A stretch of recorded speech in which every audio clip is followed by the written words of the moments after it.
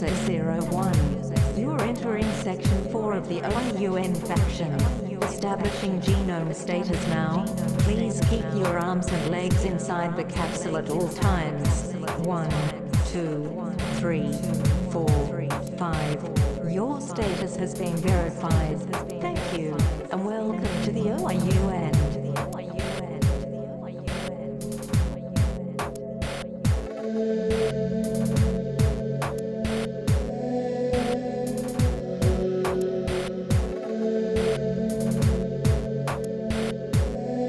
The internet is working! Yay! Hooray!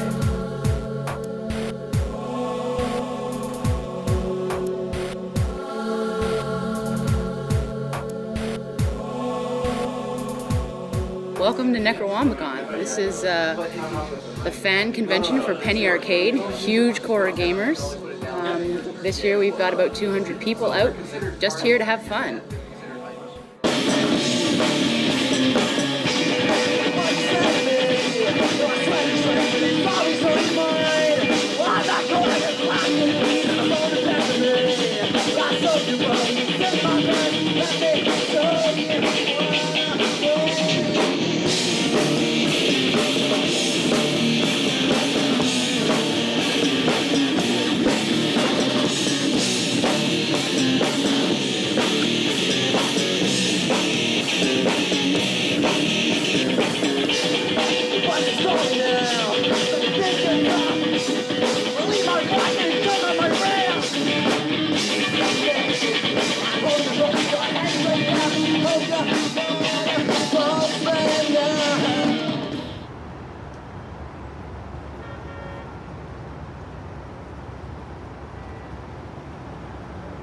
Role-playing games going on behind me, dice games, board games. There's console tournaments running all day today. Well, the theme obviously is Penny Arcade and Gabe and Tycho because it is a fan convention. Really, it's about geeks getting together and having fun. I'm a gamer. I'm a girl gamer. Proud of it.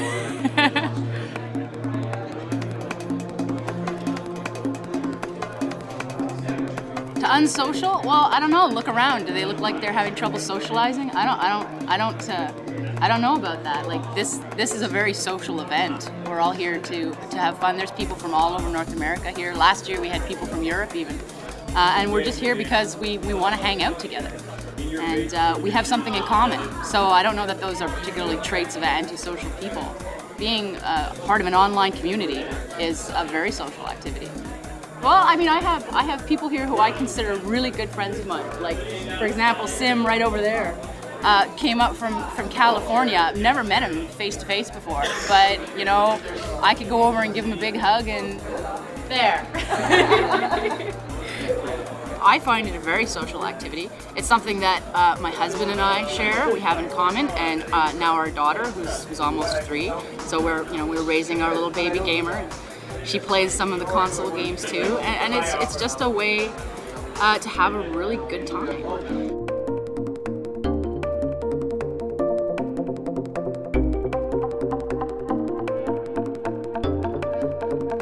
The thing that's constantly driving people to get back into playing games is the multiplayer aspect now. One of the things that I was saying is, you know, like, it's a fun game, but I'm really not going to end up buying it unless there's something for me to go back and keep playing. So there needs to be some kind of multiplayer element. You know, I want to, you know, I got buddies over and be like, yeah, I got this new game. You know, showing them that I can play this game is only fun for a few minutes. But showing it like, hey, let's play the game together. Exactly. Like, Battlefield was definitely huge. We had the big, huge game of that. We had the 2 teams just facing off with each other. A lot of them had never... It was a great experience for a lot of them because a lot of them had never been in an organized... Like, you hop onto public servers all the time and it's just kind of like, you just do your thing. But it was never organized, like, I can see that guy, I know who he is, and I know what we want to do, and plan ahead of time, and like, okay, we're going on this map, this is how we want to do it. We're going on this map, and this is how we want to do it. Being able to communicate with your entire team all at once was just an amazing experience for some of them, where they were able to actually just get that kind of tactical element that that game requires, which was really cool for a lot of them. If somebody's spawn camping or whatever, you can actually walk over and hit them. We had that last year. No, it wasn't last year. We had a guy who was team killing. Yeah. We sent my roommate, Big Joe, walked over there. Yeah, quit it or we'll throw you out.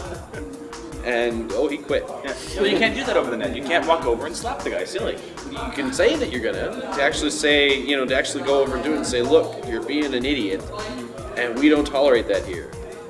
Like if you're not the administrator of a server on the net, on the internet, there's nothing you can do. And in a situation like this, there's so much control. I mean, like, you understand that there's another guy across the room. You can't get pissed off at him for doing whatever. You can just be like, oh, buddy, why'd you do that? Exactly. And so we're all gamers here. But the thing is, it's like in a place like Fragapalooza, it's all about the computer games. It's all about the huge networks and the LANs and all that kind of stuff. Yeah. You go to, but like here, we're about every type of game. We've got people playing Warhammer. We've got people playing like Magic the Gathering, like Legend of the Five Rings, console PS2. games, computer games, anything and everything. Like we've had Hell, if we got a MUT going, I'm sure we'd have tabletop. Like they're playing Axis and Allies in there. Yeah, we socialize. I mean, if you go to a LAN party like Fragapalooza, you sit at your computer, and that's all you do for the whole time. Yeah. This is more about the community itself, right? Yeah, Like I mean, how often were half the computers here empty yesterday? oh, totally. Like Because but everyone's at the end of chatting or going for, people saying, hey, we're going for lunch. People are making friends here, like, and I think that's what's really awesome is the fact that these people are going to go back and be like, yeah, well, hey, we should hook up and play online sometime, even though they're like halfway across the country. the guys that come out from like halfway across the country. What are they doing when they show up here? They all log on to IRC. They're like, way to go, guys! Way to do exactly what you do at home, right here. If you look around, you'll probably see that we're pretty much one demographic here, which is the teenage boy or males aged. I think our youngest is probably 15, and they're up to our oldest is just probably around 38 or so. But for the most part, you're talking about age 18 to 25. We've got some people from Florida, Georgia. I think they sort of take the cake for the furthest away this year. A lot of guys came up from California, and there's a whole crew from Idaho who came up. This is their second year, I think, here this year. Ontario represented, just from all over the place, really. And then, of course, they all have in common that they're readers of Penny Arcade. I'm Jerry Holkins, aka Tycho Brahe, and I write Penny Arcade. Penny Arcade, when you read it, when you read the comics and the news posts, it's essentially, and we've never said any different. It's essentially inside jokes, but we just happen to maybe perhaps misinterpret how many people were inside the jokes that we ended up making. Now, I mean, even then, we'll still throw something out there that is, beyond bizarre, like about a crustacean, a deadly crustacean that lives very deep and slaughters people. I mean, I think that still we throw people for a loop, but yeah, I think that we just misjudged how many people were inside the context we were making these jokes about. We had a series of strips called The Sucking, where we mentioned that gaming culture and mainstream culture were sort of slowly coming together. And I mean, I don't necessarily know how I feel about that, and I don't know to what extent that will complete. On the one part, I think it's better because more girls are realizing that, hey, we can play these games, and it's actually fun because they're toys essentially. And as it becomes more mainstream, I think girls are realizing that it's a perfectly legitimate pastime for them and the new generation and so forth. But I mean, I think that there's always going to be, as mainstream as it gets, there's always going to be a hardcore contingent, and that's really where I see myself. And I don't think that sort of fascination, that fixation on video games is ever going to become mainstream, because it's really not healthy. I don't think. This is a long time ago. Obviously, the first gaming devices that were out when I was a young man is things like, and they had wood grain on them. They were designed to look appropriate in the family living room. You know what I'm saying? Like right alongside the rest of the important wooden objects that an American family possesses. There's the Pong device, of course, the early Atari machines. Everyone is so nice.